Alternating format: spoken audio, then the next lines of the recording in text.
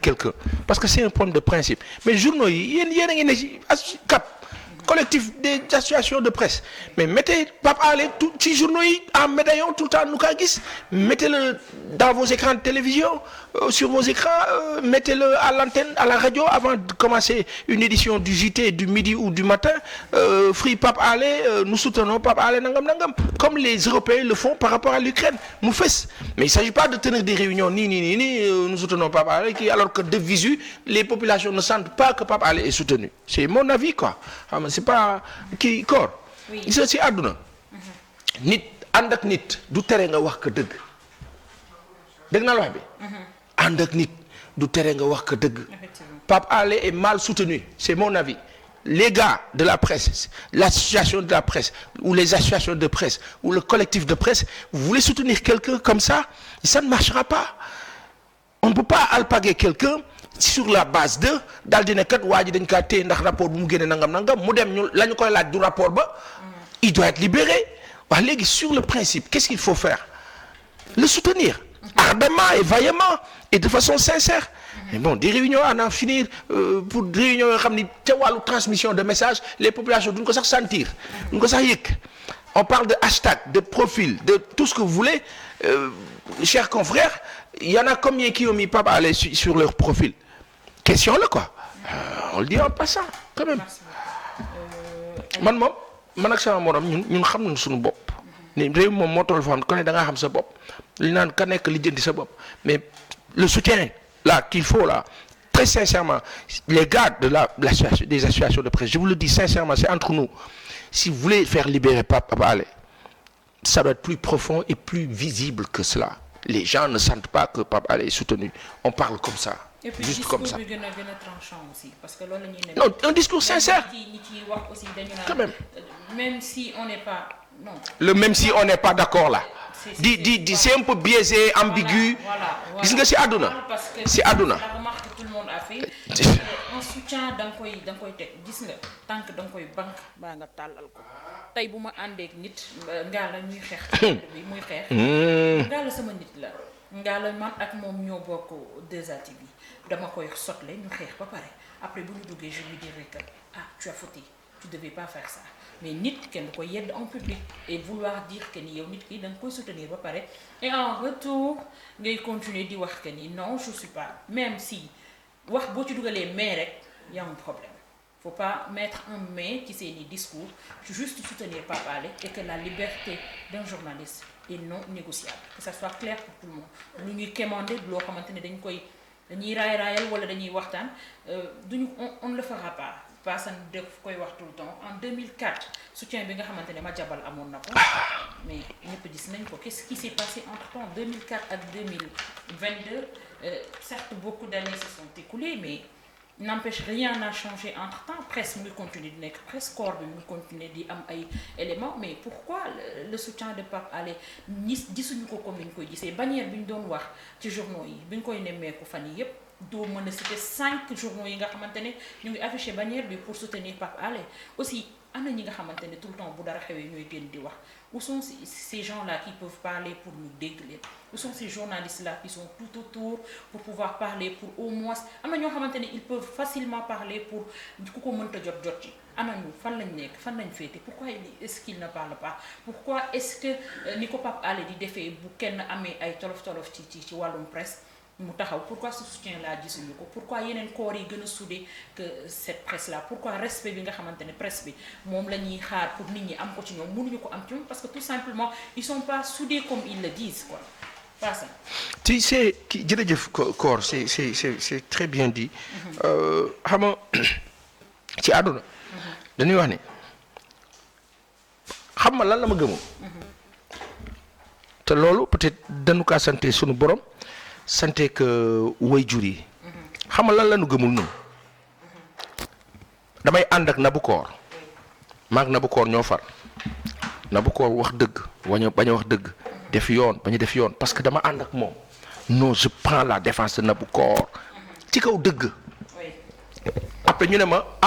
yéen corporation bi ginnaaw dëgg ngeen di woote yow surtout Baye Assane naan dëgg est-ce que yaakaar nga ni dëgg mooy soutenir quelqu'un alpha ou bêta déedéet dëgg xam nga moo la lan. Baye Alé bu fekkoon dafa def lu mu warut a def. bu fekkee sax mënuñu koo wax nii si kaw daal dina ko teguwoo si yoon xam nañoo def. oui maandu si mbir mi dama la ne. dañ laa woo ñu ne yow da ngaa def diffusion de fausse nouvelle. da ngaa génne dossier estampillé top secret. say avocat ñëw ne yow de ba nga demee bañ lay laaj ñu la loolu dañ laa laaj live ba nga defoon yaa xaw ma ñaata mois laaj la xaw ma lan mais ça pose problème. Pourquoi quand Pape Alé Niang parlait de Kawsara, le projet Stade Assane Diouf vendu, il paraît, selon Pape Alé qui a donné l'info, à 350 millions à des Chinois. 10 000 mètres carrés biir centre-ville nga jox ko ay Chinois 350 millions de francs CFA. Quand Lat Dior boobu nga xam ne ba ñuy nekk élève dañu daan dem jël fa bus ak feneen nga ne camp boobu jaay nañ ko 100 et quelques millions. Mais quand un journaliste donne ces infos, il n'est pas contre vous. Il dénonce presque des faits diversifiés. Dans le sens où, attention, nguur gi kat il faut nga rectifier le tir fii. Le chef de l'État à son niveau danaan mais li may dégg nii lan la pourquoi vous m'avez pas informé sur tel dossier daal di rectifier le tir sanctionner positivement ou négativement. Mais dara des scandales à en finir c'est-à-dire que aujourd'hui c'est quoi bon bouche cousue supposons. non bouche cousue mënul am. non j'explique. Bouche cousue noppi leen léegi nu noppi def bi di continuer corps arrêté wu dañuy noppi dañoo war a cool foofu la jafe-jafe bi nekk. mais bu fekkee sax dañuy noppi arrêté leen li ngeen di def li ñenn ñi di def ñu maandu ñu ne président yëgu ko. waaw président bu ko yëgee lan la war a def addu si régler que les départements concernés ne lii waratul am mais est-ce qu'on peut gérer un pays ci ay scandale yu dul jeex ngaal te foofu la ñuy waxee. Hier je parlais à une amie xam naa bu ñu seetaanee dina reetaan maa ngi laa ziar du turam ka baax la ka nu jege la ñuy waxtaan mu ne ma waaye yow bu la président invité woon Qatar nii coupe du monde bi ak sa coow lu bëri li di nga dem ma ne ko laay damaa bëgg sax mu invité ma. bañ a dem lu lay tere dem. damaa bëgg mu invité ma dem pour la bonne et simple raison que ñun dañoo war a dem dafa war a invité même opposants yi man bu doon conseil président dama naan ko mais joxal quota leader yëpp invité leen ne leen ku ci nekk am nga 2 personnes dafa rafet du mbir parti wala camp. mbirëb askan la mbooloo réew xool leen dëkk yi wàcc Qatar yëpp bi ma gisee tunisiens yi bi ñuy teeru seen joueurs yi tunisiens yi nekk Qatar sama yaram bi da doon daw te man duma tunisien cette chaleur là cette ferveur là c'est ça qu'on n'arrive pas à nous transmettre dans ce pays là et parle on ne sait comment ambiance bi la ñuy maanaam saa yi li naan ñi xoolil ñi ñoo mën a football te am ambiance affaire bi neex jafe-jafe boobu laa comprendre parce que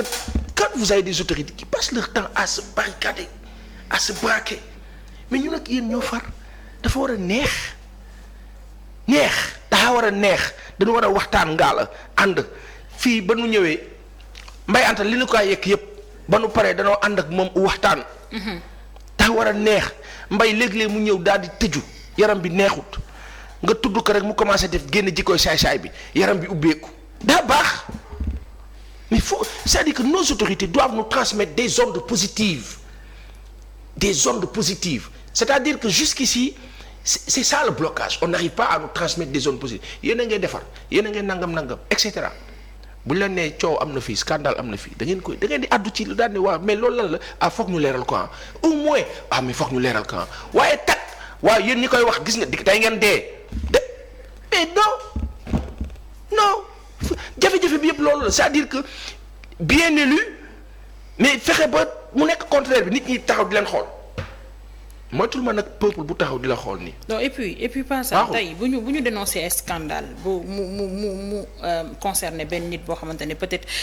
dafa nekk ci wàllum état di yor ay fonctions yoo xamante ne peut-être dañ ko dénk. tey le mieux pour mettre à l'aise tout le monde serait de démissionner tout simplement dem setal sa bopp. Et après, je sais pas, tu pourras continuer tes activités politiques tranquillement, sans pour autant gêner tout le monde. Et tu mettras à l'aise ki nga xamante ne moo la fa teg, mais aussi tu vas mettre à l'aise le peuple sénégalais bi nga xamante ne yow li nga yor ñoo la ko dénk. À un moment donné aussi, il faut savoir respecter l'opinion des gens ak fu mu mënti jóge. Le Sénégalais lambda, tey on peut retenir benn Pape Alé, mais on peut pas retenir le Sénégalais lambda qui est libre de dire ce qu'il pense sur la gestion de son pays. Et voilà, ñu daal di dem ci ponk bu njëkk bi nga xamante ne moom la ñu nara